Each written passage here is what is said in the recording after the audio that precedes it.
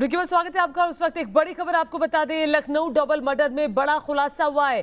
बेटी ने मां और भाई को मौत के घाट उतारा है। बेटी ने गन से मां और भाई की हत्या की। डिप्रेशन में थी लड़की, ये पुलिस का कहना है। लड़की ने अपने गन से 3 गोलियां दागी थी। लड़की ने पहले भी काट लिए थे अपने हाथ। रेलवे अधिकारी आरडी वाजपेयी की पत्नी और बेटे की हत्या का ये मामला है। डबल मर्डर लखनऊ में हुआ था। रेलवे कॉलोनी की ये घटना है। सरकारी आवास पर मिला था मां और बेटे का शव। मां बेटे की गोली मारकर हत्या की गई। आपको बता दें कि जहां पे ये रेलवे कॉलोनी है उसके पास में ही सीएम आवास भी है। अब डबल मर्डर में बड़ा खुलासा हुआ है कि बेटी ने ही हत्या की है। बेटी ने ही हत्या की है। जो रेलवे अफसर है ये उनकी बेटी है जिन्होंने अपने भाई और अपनी मां की गोली से हत्या कर दी। ये बड़ी जानकारी आ रही है और बताया तो ये भी जा रहा है कि इस लड़की ने अपनी राइफल से कई गोलियां दागी और उसके बाद ये मामला काफी उठा। विपक्ष ने भी सरकार को घेरे में लिया कि सुरक्षा व्यवस्था नहीं है, कानून व्यवस्था नहीं है। लेकिन अब खुलासा ये हुआ है कि घर में बेटी ने ही अपनी मां और भाई की हत्या की है। तो ये डबल मर्डर का खुलासा हुआ रेलवे कॉलोनी में और वहां पर लखनऊ के पुलिस कमिश्नर ने ही बताया कि बेटी ने ही गोली मारकर हत्या की है। रेलवे के वरिष्ठ अधिकारी हैं आरडी वाजपेयी, जिनके घर पर उनकी पत्नी और बेटे की लाश मिली थी।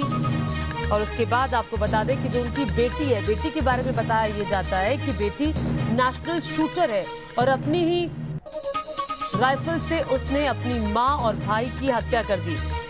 और न्यूज विजन संवाददाता लखनऊ से हमारे साथ जुड़ गए हैं अविनाश सिंह। अविनाश, बताइए ये शूटर बेटी ने हत्या क्यों की?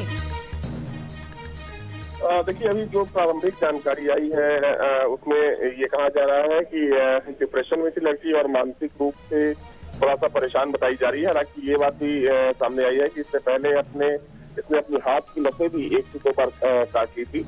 लेकिन कल क्या हुआ जिसकी वजह से इस लड़की ने अपनी मां और भाई को मार डाला, क्योंकि पुलिस बोल रही है कि इससे पूछताछ के बाद ही साफ हो पाएगी। हालांकि कुछ चीजें हैं जो अभी साफ नहीं हो पाई है, क्योंकि जिस बाथरूम की दीवारों पर इसने एक गोली चलाई है वहां भी कुछ ऐसी चीजें लिखी हुई है जो समझ से परे है। हालांकि ये बात जानकारी सामने आई है कि अपनी मां और अपने भाई को गोली मारने के बाद इसने अपनी नानी को भी कॉल किया था और नानी को फोन करके इसने बोला था कि गोली लग गई है मां को और भाई को, आप लोग एम्बुलेंस लेकर आ जाइए।